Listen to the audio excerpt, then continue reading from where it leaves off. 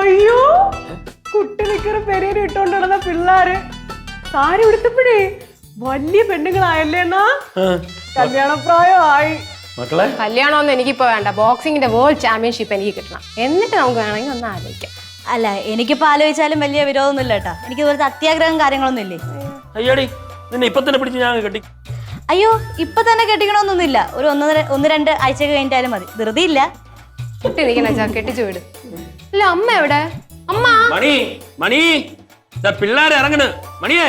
അയ്യോ എന്തിനിങ്ങനെ കിടന്ന് വിളിക്കണത്? എന്ത് വെപ്രാളാണ്. കാര്യങ്ങളൊക്കെ തീർന്നു വെക്കണ്ടേ? എങ്ങനെയുണ്ട്? ഇതിന്റെ സാരിയല്ലേ? പിന്നെ ഞങ്ങക്ക് വേറെ സാരി വേണ്ടേ? അവര് പിന്നെ വേറെ ആരെ സാരി എടുത്തു കൊടുക്കും. അപ്പച്ചി മണിക്കുട്ട മാമ എവിടെ? മണിക്കുട്ടാണ്ട ഒരുങ്ങുവാ.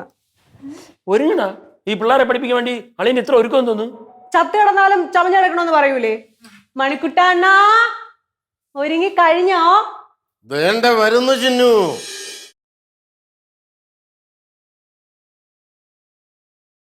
പുലിനട വീട്ടിൽ ജനിച്ചോരെല്ലാം പൂപോലഴകുള്ളോരായിരുന്നു.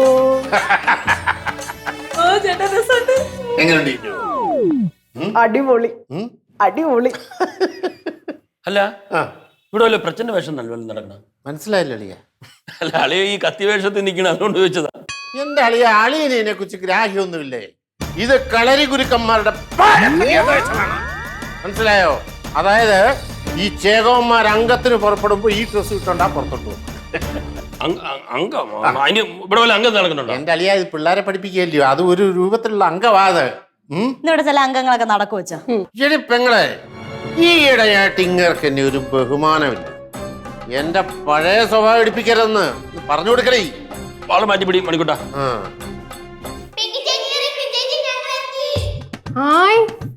കുട്ടികളെത്തി.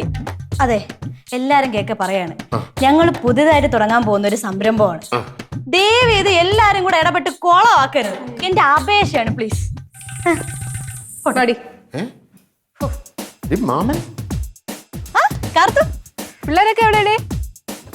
ഏത് പിള്ളേര്? അല്ല നീ ട്യൂഷൻ പഠിക്കാൻ കുറെ കുട്ടികളെ കൊണ്ടുവരാന്ന് പറഞ്ഞിട്ട് പിള്ളേരൊക്കെ വന്നാ എവിടെ? എല്ലാരും എവിടെ? എല്ലാരും വിളിച്ചിരിക്കുവായിരിക്കും അല്ലേ?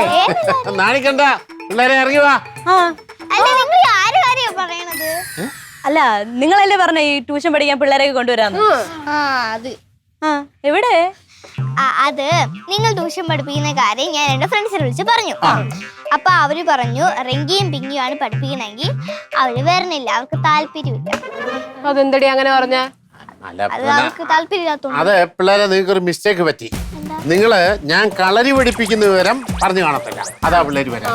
അത് ഞാൻ പറഞ്ഞായിരുന്നു. അപ്പോഴാണ് ഉറപ്പിച്ചും പറഞ്ഞ അവരിവിടെ വരുന്നത്.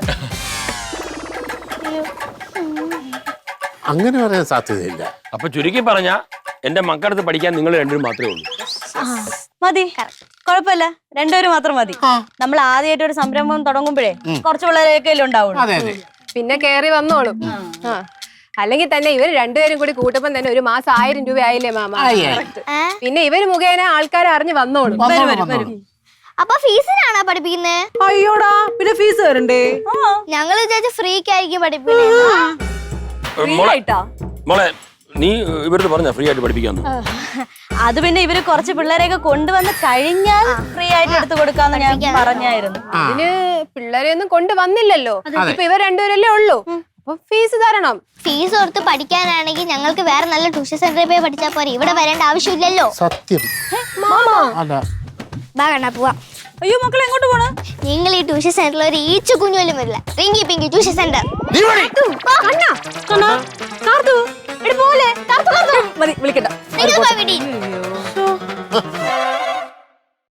ഇനിയിപ്പോ ഇവിടെ നിന്നിട്ട് കാര്യമൊന്നുമില്ലല്ലോ. ചേച്ചി വാ, ഈ സാരിയൊക്കെ കൊണ്ട് മാറ്റിയിടാം. ഇനി ഉടുത്തോളി നിന്നിട്ട് ആരെ കാണിക്കാൻ? ബെഞ്ച്, ബോർഡ്, ഇതിനൊക്കെ കാശ് ചിലവാക്കി. ഈ ബെഞ്ചും ബോർഡും ഒക്കെ വാങ്ങിക്കാൻ ആ കാശ് എവിടെ? ചിലവാക്കിയ കാശ് എവിടെന്ന്? രണ്ട് കുട്ടികൾ വരുന്നു. എവിടെ?